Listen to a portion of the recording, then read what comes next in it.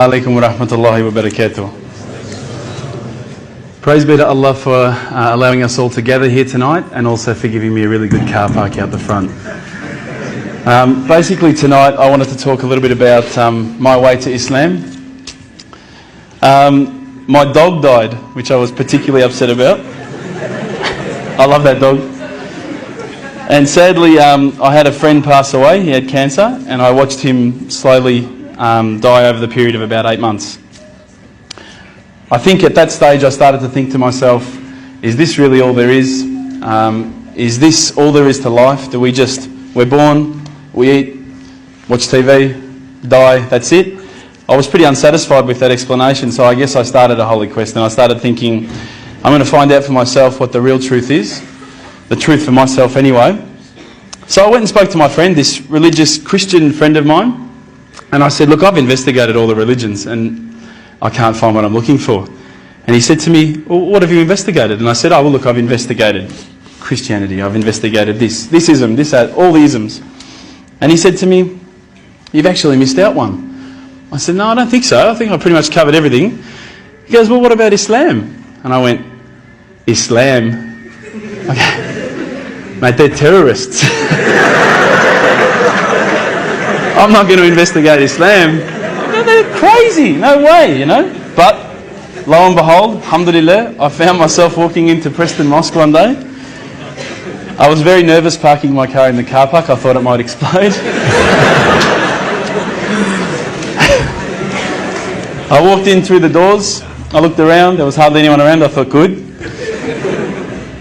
I walked straight across the prayer rug with my shoes on.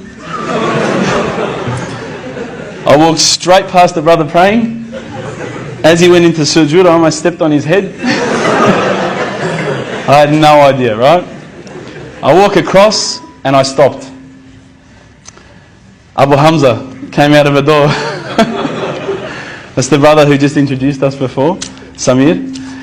And I thought, this is it. I'm about to die. I was not used to this level of hospitality, I should say. I'm not sure, I don't want to offend anyone again, but as an Australian, if you offer someone a cup of tea and they say no, you go, okay. These guys wouldn't take no for an answer. Would you like a cup of tea, bro? No, thanks, bro. Are you sure? No, I'm right. Are you sure, bro? I'll go get one. No, I'm right, bro. No, I'm getting one anyway. Sure, look, I'll just get you one, right? No worries, I'll get you one. All right, man, I'll take the tea, you know? Subhanallah. But anyway, as I say, we get back to the questions I was asking the brothers. Now, what I'd found with a lot of the other churches and people that I'd spoken to, religious leaders, was that when I asked a question, they would quite often just say, your answer is this. I'd say, oh, okay, that's pretty good. When I was sitting down with the brothers from the mosque, when I would say, listen, I don't understand this, what about this? They would never just answer from their opinion. They would always pick up the Quran, they would open it up, and it would be like, they're like human indexes. They would just, bang, page 142, read this. And I would read it and I would go, wow, that's beautiful. And I would say, look, you know, where's all this part about killing people and blowing up cars? And I don't see that. Is it somewhere towards the back that I haven't read it yet? You know, I can't find it. You know, I haven't quite gotten up to that bit yet. And they said, no, we'll talk to you about what we know, and then we'll tell you what the media says. Now, but they really cared, and I could see it in their eyes that it wasn't something like, you know, if you go to a church, you need to donate, or, you know, we're looking for money from you. These guys really cared, and it intrigued me. I thought, how can they care so much about something? It blew me away. So I kept on asking questions, and it's very difficult from an outside point of view to think, okay, the scarf, or okay, the beard, or okay, the kebab, okay, the abaya, whatever. But once you start actually looking inside the religion, working as a whole unit, as in implementing every step of the way, it starts to make sense. And it started to make sense.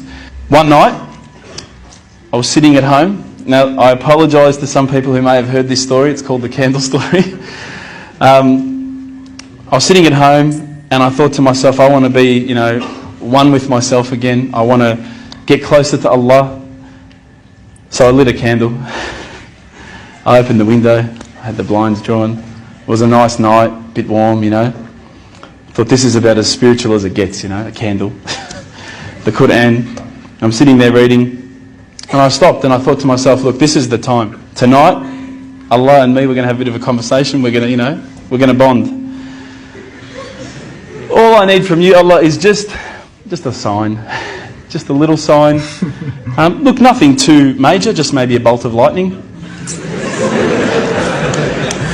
Bolt of lightning for you, man. Come on, you created the earth. This is just a bolt of lightning. It'll be easy. So I sat there and I went, okay, go. And I swear to you, nothing happened. Absolutely nothing. I was really disappointed. I said, Allah, this is your chance. I'm here, I'm asking you. Where's my sign? So I thought, look, I'll keep reading Quran and I'll talk to the brothers. I'll say that I spoke to Allah and He didn't answer me. Didn't even get an answering machine, nothing. So I turned the Quran, turned to the next page where I'd finished off. SubhanAllah, the very next verse that I read, for those of you who ask for signs, have we not shown you enough already? Look around you at the skies, the stars, land, the oceans. These are the signs for the people of knowledge. SubhanAllah, straight away my whole world changed. I was staring at the Quran, I was just in shock. I couldn't believe that I'd been so arrogant to ask for my own specific sign when the signs had been around me all the time. There's a creator because there's a creation. So I closed the Quran, I had the best night's sleep, I got to tell you. I went straight to the mosque the next day. Alhamdulillah, Abu Hamza was there again. I said, Abu Hamza, this is what's happened to me. He said, that's it, you become a Muslim today. There's no mucking around with Abu Hamza. But when I walked into the mosque, the people just started pouring in. And I went, SubhanAllah, look at this religion. I've been to churches where there's 20 people, 30 people, 50 people. There was about 1,000 people that night. And I thought, this is amazing. This religion is truly the religion of choice. And then I found out it was the first night of Ramadan. The good old Ramadan Muslims.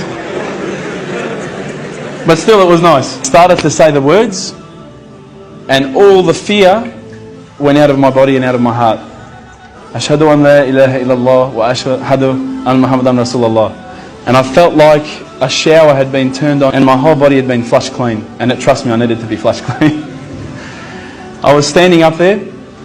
All the brothers started yelling out, Takbir, Allahu Akbar. I thought I'd done something wrong. So I stood back a bit and they started coming towards me and I thought, oh no.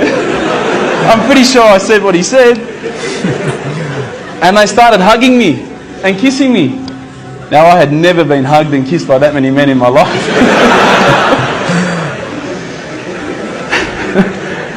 I went home with such a beautiful feeling because I knew at that stage that I had a clean slate. It was my chance now to start again, to forget about the drinking, to forget about marijuana, dope, whatever, anything else I'd done in the past and to start doing good things. If you haven't felt the feeling that I'm talking about, I sincerely hope it happens to you at one stage in your life.